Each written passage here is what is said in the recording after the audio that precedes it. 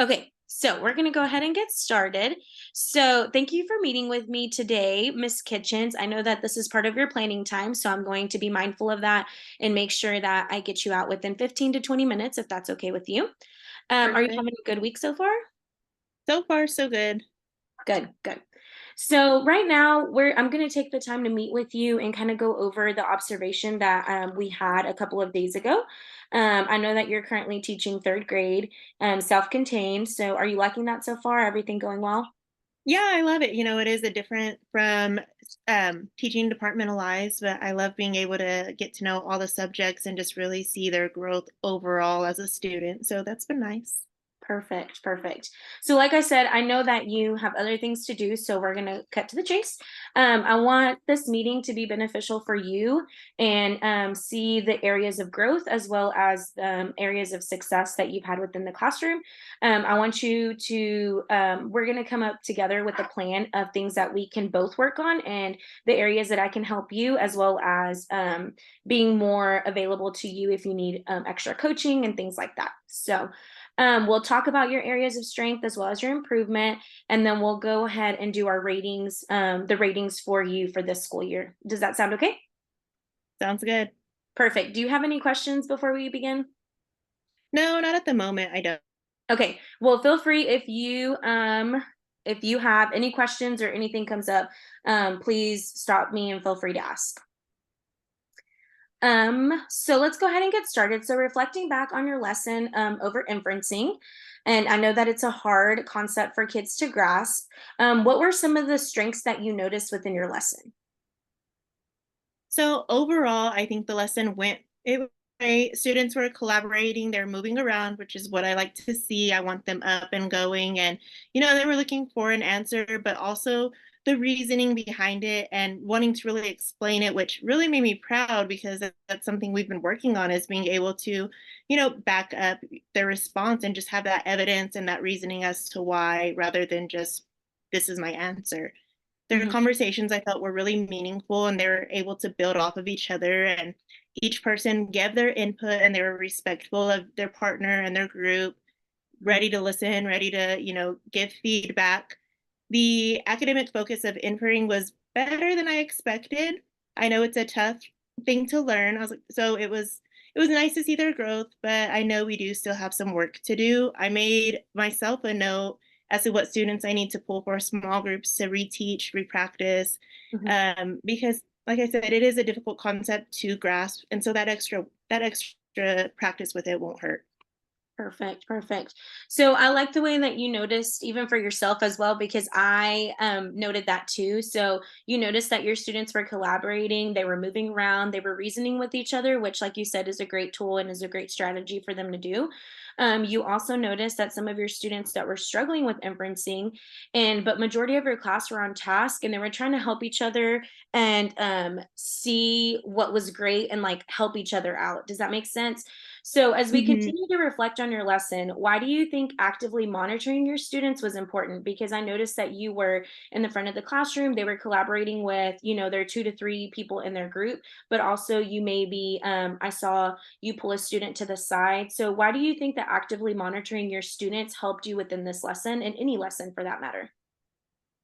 Well, I think that by moving around the room and just showing my presence around, it keeps them on task some because then they know, okay, well, at some point, Miss Kitchens is going to walk by us and we need to be on task. And not only that, but it helps with their conversation to make sure they're on topic, they're being respectful, they're hearing each other out, and they're actively listening and not just, zoning off and doing their own thing.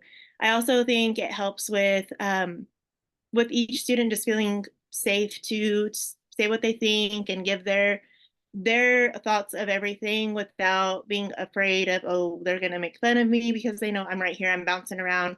And if they have questions, maybe they didn't understand, maybe there's some confusion amongst themselves. I mean, I feel like there's a lot of different reasons as to why it's beneficial to be constantly moving around.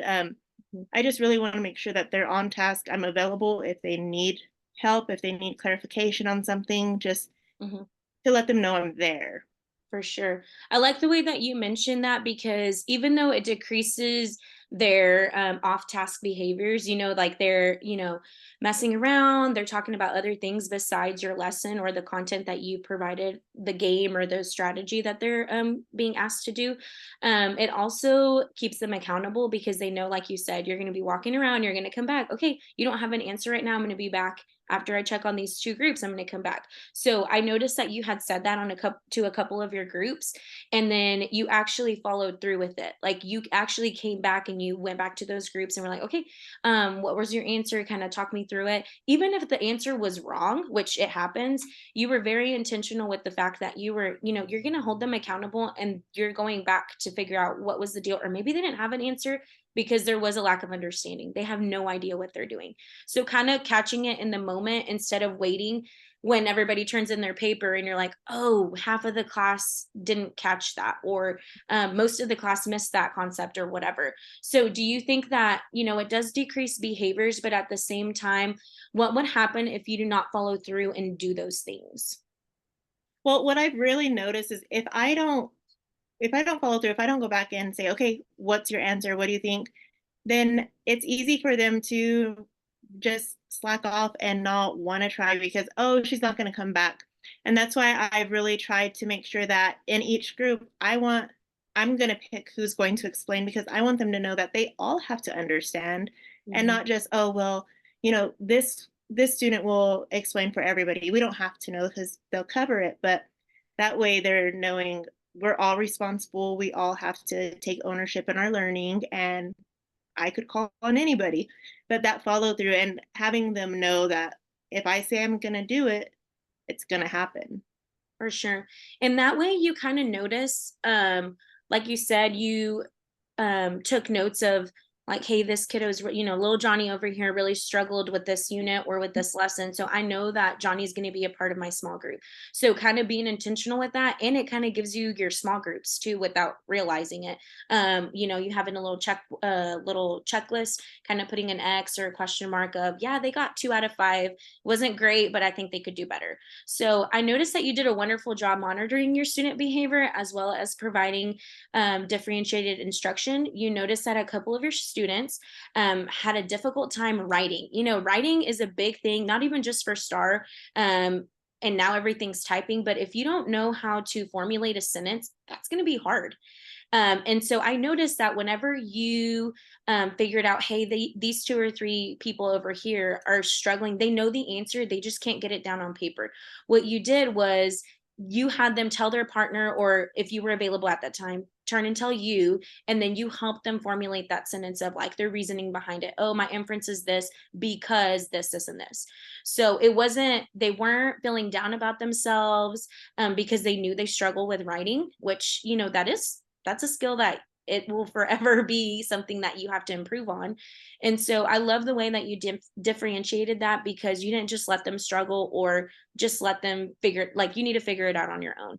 They felt comfortable enough, which is that classroom culture that you've set and the expectations that you've set for your kiddos, to ask for help and to be like, hey, I don't really understand what to do this or how to do this, but can you coach me through this? Like, I'm ready, but I don't know how to spell that. So, did you notice a difference in that, like, whenever you went back and you helped those kiddos out? Yeah, I did. I noticed that just by giving them that jump start or that assistance, it also made their confidence just that much greater, and they're willing to share more of their thought process and what they were thinking, just all of it as a whole.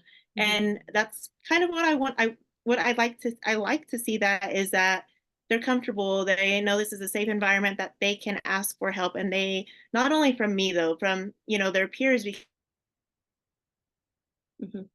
we're a classroom family. We are going to help each other out. We're going to be there for each other. And so giving them that boost of confidence has really improved just the goals they set for themselves and the ones that they're able to reach. For sure, for sure. So now we're going to move on to your ratings. Do you have any questions before we begin that part? No. No? Okay. Okay, so let's discuss your ratings. So we're going to go through each domain, and I'm just going to kind of tell you, and I know this is within your SchoolMint account, so you can always reference back to it. I've typed in little notes, but I think I'm just right now, for the sake of time, I'm just going to tell you, planning, and then if you were proficient, accomplished, and is that okay with you? Like always, That if you works. have questions about why you were rated that, please let me know and we can go into further detail. So Okay. for right now, we have your planning dimension as accomplished, your data and assessment proficient, your knowledge of students was proficient, activities accomplished, achieving expectations proficient, content knowledge and expertise was accomplished, communication proficient, differentiation proficient, monitor and adjust proficient, classroom environment, routine, and procedures was accomplished, managing student behavior accomplished, classroom culture distinguished, professional demeanor and ethics was accomplished as well as goal setting, professional development, and school community involvement were all accomplished. Now that we've kind of reviewed your ratings, I know that was kind of fast and furious, but I want to be mindful of your time. Do you have any questions about any of them, or did one of them stick out to you? Um, no, not yet. I might reach back out later. Okay, sounds good. So again, you did a wonderful job monitoring your student behaviors as well as providing differentiated instruction. You had callbacks, the famous class, yes, yes, and then you had your own that you used within your classroom. So they were all very engaged, but at the same time, they knew that whenever you were trying to get their attention or they were all struggling with the same question or picture to make an inference, you were able to collect everybody's attention and just pause for a moment, and you were able to get their attention so that way you can give them tips or tricks, things that maybe they didn't notice before.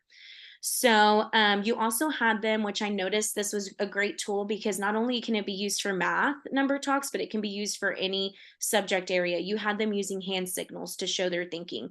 So I love the way that you had them, a fist against their chest if they were still thinking, which some of them needed more time and that was okay. Even within a small group setting, they could still use that, or if it was a bigger group or just one on one.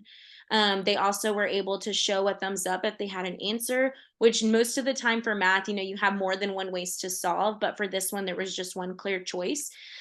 So it was really easy to kind of read the room. You as the educator, the teacher within the classroom, but me as kind of like the outsider, kind of looking in to be like, ooh, this little guy over here in the corner still needed time, or hey, he's still thinking and it's been 5 minutes.